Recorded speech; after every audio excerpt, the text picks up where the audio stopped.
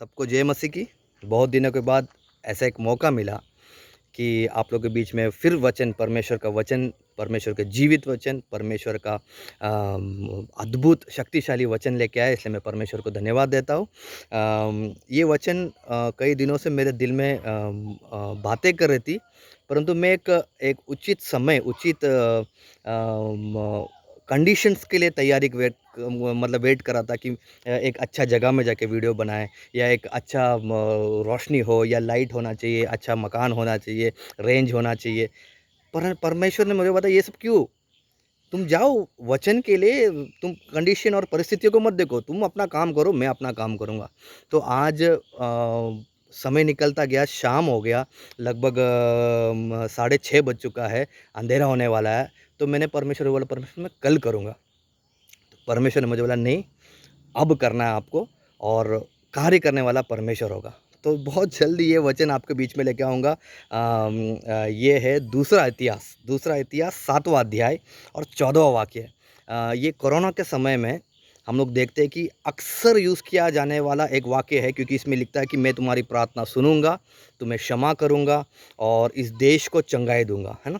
तो हम लोग इसकी गहराई में जाते हैं, इसका मतलब क्या है हम लोग गहरा समझते हैं।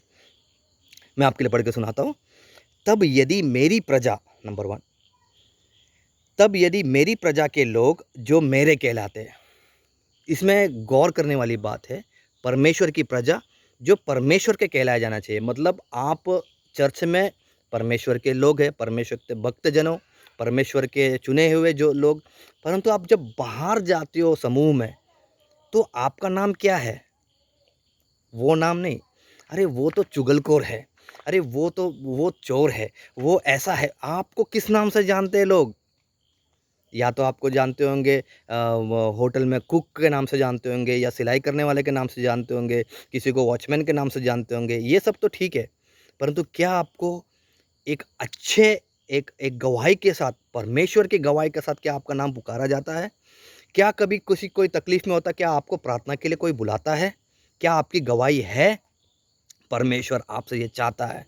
तो परमेश्वर बोल रहा है, मेरे जन जो मेरे नाम से जाने जाते हैं, नाम से मतलब परमेश्वर के गुण से जो जाने जाते हैं, वापस पढ़ के सुनाता हूँ। तब यदि मेरी प्रजा के लोग जो मेरे कहलाते हैं, जो परमेश्वर के नाम से जाने जाते हैं, दीन होकर प्रार्थना करें, है ना? क्या करना चाहिए? प्रार्थना करें। कैसा प्रार्थना करना चाहिए? दीन होकर। जब तक आप दीन नहीं होते हो, तब तक प्रार्थना करके फ़ायदा नहीं है। मुझे माफ़ करना, मगर ये वचन बताता है। आप दीन होकर प्रार्थना करें, है ना? 2 चीज़ साथ में आता है। पहला चीज़ हमने देखा, परमेश्वर की प्रजा जो मेरे कहलाते हैं, मतलब परमेश्वर के गुण से जाने जाते हैं, सिर्फ़ कलीसिया में नहीं, परंतु समूह में, संसार में परमेश्वर के नाम से जाना जाना चाहिए। दूसरा चीज़, दीन होकर प्रार्थना करना चाहिए। ये 2 चीज़ हो गया। और मेरे दर्शन के खोजी होकर अपनी बुरी चाल से फिरे। 2 चीज़ वापस, बुरी चाल से फिरने हम लोग कोशिश करने से नहीं होता है। कैसा होगा?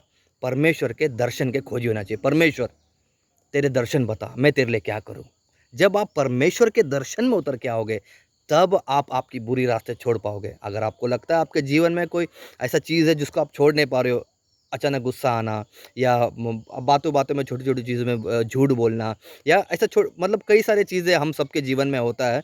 आपको लगता है आपको इसमें से बाहर आना है, तो पहले परमेश्वर के दर्शन के खोजी बनो, है ना? तो पहला चीज़ हमने क्या देखा? परमेश्वर की प्रजा जो परमेश्वर के नाम से पुकारे जाते हैं, जो मेरे कहलाते हैं, परमेश्वर कहता है। दूसरा क्या करना है? दीन होकर प्रार्थना करना है। तीसरा, बुरी आदतों को छोड़ना है। कैसा? परमेश्वर की खोजी बनकर।